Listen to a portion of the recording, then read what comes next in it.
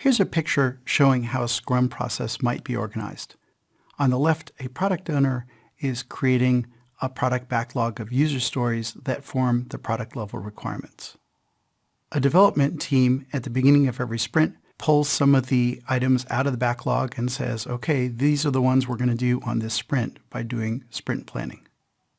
Those selected user stories are put into the sprint backlog, and there's an iterative cycle where every day there's a daily Scrum that talks about what they're going to do this day. Items are pulled out of the sprint backlog, and over the course of the sprint are implemented, tested, and validated that they work. When the sprint is over, a potentially releasable increment is produced.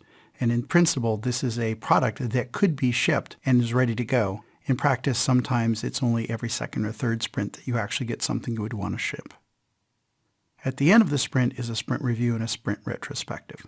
So again, what's happening is there is a list of product features which over time evolves. The development team pulls off a set of those user stories to be implemented in a particular sprint, and every day there's progress made. And at the end of the sprint, there's a product candidate that is potentially releasable put out. There's a retrospective, and then you go back and do the process again. So every 2 or 3 or 4 weeks, there's another sprint, and more progress is made on the product. As an exercise, ask yourself, how does this map to the V? Where are the requirements? Where's the design? Where's the test plan? Where's the acceptance test?